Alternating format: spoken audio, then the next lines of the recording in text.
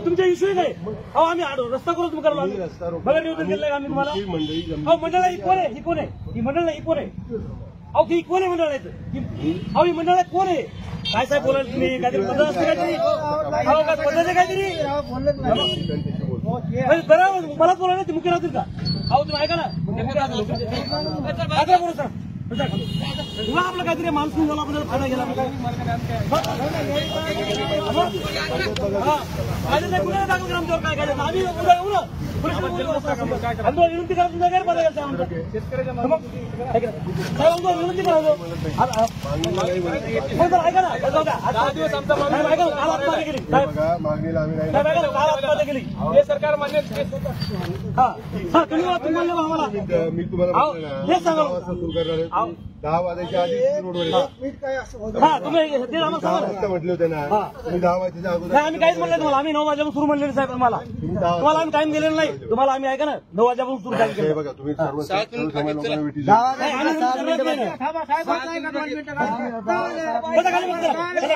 ठीक आहे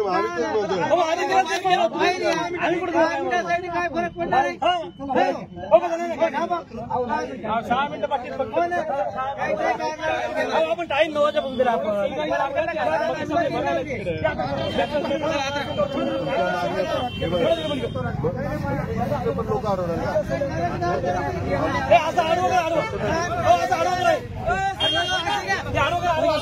पोलीस प्रशासनानं तुम्हाला तंबी दिली किंवा काय सांगितलं या ठिकाणी पाहिलं असेल पोलीस दिलेलं आहे आणि टायमावर येऊन या ठिकाणी म्हणतात ते रस्ता रोको करू नका. निश्चित या ठिकाणी निषेधार्ह आहे. या ठिकाणी जरा शेतकऱ्यांचं अडवणूक करत असतील या ठिकाणी तुम्हाला सांगतो मी आज जर पुन्हा या ठिकाणी अडवलं गेलं या हिंगोली जिल्ह्यातला पांढरा रस्ता तुमचा मेन रस्ता काय पांढरा रस्ते सुद्धा जाम करतील. या ठिकाणी पाहिलं असेल कालच या औंढा या ठिकाणी शेतकरी आत्महत्या यांची इच्छा आहे का बाबा शेतकऱ्यांनी आत्महत्या करावं म्हणून या ठिकाणी आमचं असं जर अडवणूक करत असतील निश्चित या ठिकाणी पुन्हा जर असं काय घडलं कारण आमचा रस्ता रोको एक नाही आहे हा तिसरा रस्ता रोको आहे उद्या सर्कल या ठिकाणी रस्ता रोको आहे असे आमचे पूर्ण हिंगोली आणि शेनगाव तालुक्यात 16 रस्ता रोको येतं. जर एखादा असं प्रशासन अडवण्याची भूमिका करत असेल निश्चित त्यांना आम्ही धडा शिकवण्याचं काम करू नाही निश्चित ज्या पोलिसांचे कोणी अडवत असतील त्या पोलिसांवर आम्ही निषेध मोर्चा करून त्या ठिकाणी पूर्ण हिंगोली जाम करू हे तुमच्या माध्यमातून सांगू इच्छितो. एकंदरीत शेतकऱ्यांनाच का अडवलं या ठिकाणी मागणी त्यांना शेतकरी म्हणजे सोपा वाटतो कारण पाहिला असेल आज आतापर्यंत सर लुबाडणूक जर पाहिलं असेल शेतकऱ्यांची होते आणि मग म्हणूनच शेतकरी आत्महत्या करतो.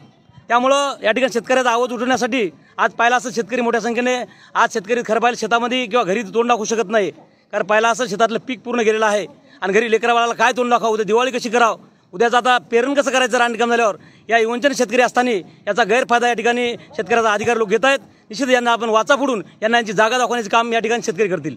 आपण पाहतोय काल मंगेश साबळे यांचा उपोषणाचा 8वा दिवस होता परंतु त्या ठिकाणी सुद्धा पोलीस प्रशासन असेल किंवा जिल्हाधिकारी असेल किंवा ते सगळे प्रशासन त्याकडे लक्ष देत नव्हते. या ठिकाणी पण असंच होते का? या ठिकाणी जर असं मी तुम्हाला तुमच्या माध्यमातून सांगू इच्छितो निश्चित तुम्ही शेतकऱ्याची अडवणूक करू नका शेतकऱ्यांचा अंत पाहू नका. या ठिकाणी नेपाळ व्हायला वेळ लागणार नाही कारण आज शेतकरी पूर्ण रस्त्यावर आलेला आहे. शेतकऱ्यांचं पूर्ण आज पाहिलं असेल काल औंढा या ठिकाणी शेतकऱ्यांनी आत्महत्या केलेली आहे. आज तुमच्या 15 दिवसापूर्वी तुमच्या इथं वसमत झालेली आहे. नांदेडला एका शेतकऱ्याची आत्महत्या झाली नंतर वडिलाचा 3 वाजता अटॅक होऊन या ठिकाणी मृत्यू झाला आहे.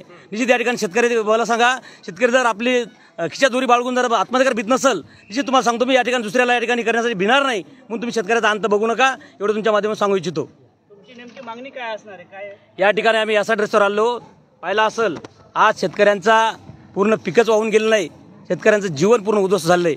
आज शेतकऱ्यांना दिवाळी कशी साजरी करायची आज शेतकऱ्यांना उद्याची पेरणी कशी करायची या ठिकाणी निश्चित पाहिलं असेल शेतकऱ्याजवळ दमडी राहिलेलं नाही.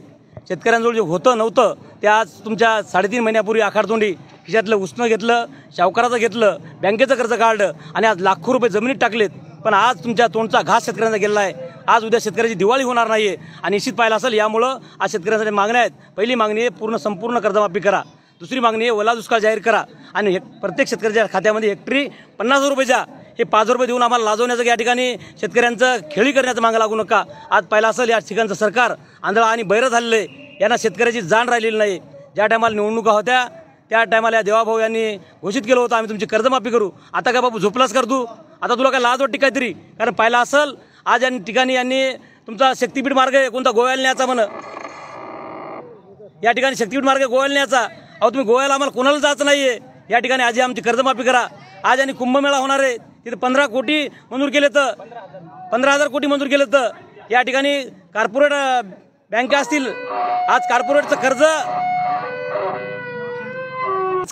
कर्ज त्यांनी या ठिकाणी पाहिलं असेल की निश्चित तुम्हाला सांगतो मी 22 लाख कोटी हे मंजूर केलेलं आहे, केंद्राने केलेलं आहे. म्हणजे केंद्राला दिसत नाही का? अहो केंद्र या ठिकाणी कमीत कमी या ठिकाणी पाहिलं त्यांचे मुंबई दिल्ली दौरे नुसते वायफळ दौरे आहेत, फक्त दाखवासाठी दौरे आहेत. हे देखावपणा मला वाटतं या आंधळं बैरा आणि मुक्क, कारण मुख्यमंत्री उपमुख्यमंत्री 2 यांचं सरकार आहे, हे बंद यांनी करायला पाहिजेत. निश्चित सांगतो तुम्हाला नेपाळमध्ये सुद्धा हे कामुळं घडलं, काल तुमच्या नाकर्तेपणामुळे घडलं. जर तुमच्या अवस्था तुमच्या खिशात जर पैसे नाहीत, तुमच्या गव्हर्नमेंट जर पैसे नाहीत, तुम्ही खुर्च्या खाली करा. एक दिवस मला मुख्यमंत्री करा सांगतो, मी या ठिकाणी कर्जमाफी करून दाखवतो, कशी दाखवतो ते. यामुळे नुसतं आम्हाला खेळण्याच्या मागे लागू नका. या ठिकाणचा जवळपास शेतकरी वर्ग 60% शेतकरी वर्ग आहे आणि 60% जर शेतकरी असेल, हा जर रस्त्यावर आला या ठिकाणी काय होईल तुम्हाला सांगायची गरज नाही. त्यामुळे आमच्या शेतकऱ्यांचा अंत बघू नका, कारण पाहिला असेल दर 3.5 मिनिटाला आमचा एक शेतकरी आत्महत्या करतो. उगाच आत्महत्या करत नाहीये, कोणी आत्महत्या करत नाही या ठिकाणी, पण आमच्यावर आज वेळ आलेली आहे. म्हणून तुम्ही अंत बघू नका, हे तुमच्या माध्यमातून सांगू इच्छितो. उपमुख्यमंत्री तथा अर्थमंत्री अजित पवार कर्जमाफीसाठी पैसे नाही असं म्हणत आहेत, पण तुम्ही तर कर्जमाफीची मागणी लावून धरलेली आहे. या ठिकाणचे अर्थमंत्री उपमंत्री अजित पवार यांना मी विनंती करतो, दादा तुम्ही सकाळी शपथ घेऊ शकता. अहो तुमच्यावर 70,000 कोटीचा घोटाळा म्हणून तुम्ही आणल्याचे जाहीर होते, तुम्ही तुमच्या या पक्षात होता, लगेच सकाळी तिकडे उडी मारता एखाद्या कोल्यासारखी. अहो साहेब तुम्हाला लाज वाटत बोलायला, तुम्हाला सोबत नाही बोलणं. तुम्ही या आमच्या पूर्ण महाराष्ट्राचं पालनदुतो करता आणि तुम्हाला सोबतंय का? याचा अर्थ असा आहे फक्त तुम्ही पोळी भाजायचं काम करतात. निश्चित त्यांचा या ठिकाणी मी निषेध करतो आणि जाहीर निषेध करतो. असा नालायक या ठिकाणी सांगतो उपमुख्यमंत्री आपल्याला भेटलाय, कारण पाहिला असेल 70,000 कोटीचा घोटाळा असताना तुम्हाला आज जायची भीती वाटली. त्या टायमाला तुमचे देवेंद्र बोलत होते आम्ही पुढं तुमचं लव करणार नाही, काहीतरी मला शब्द येत नाहीत कारण आम्ही ते पाहिलं नाही कधी, असं तुमचे देवेंद्र फडणवीस म्हणत होते. आणि बाबा दुसऱ्याची काय झालं लगेच तुम्ही त्यांना तुमच्याजवळ घेतलं, आम्ही घेणार नाही.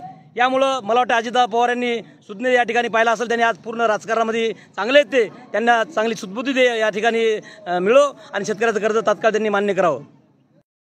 शेतकऱ्याचं गाडी सुद्धा बदत नाही ना, नाही तर काय मग गाडी सुद्धा बदत नाही.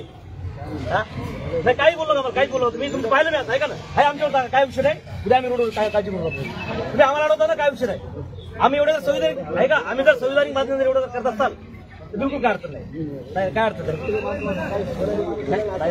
तसं नाही, तुम्ही ऐका फिलिस देऊन टाका काहीच बोलणार आमचा मोर्चा आहे का नाही बोलणार तुम्ही अडवायला बोलणार मला. आम्ही ऐका ना, आम्ही तुम्हाला अर्ज दिला 3 दिवसापूर्वी अडवतो आम्हाला. मग बसता बसलोच ना, बोला आम्ही तुम्हाला सांगलेलंच आहे तुमचं काम होणार अडवायची. आता मी थांबू सांगेल नाही का, बरं आता मी थांबू आता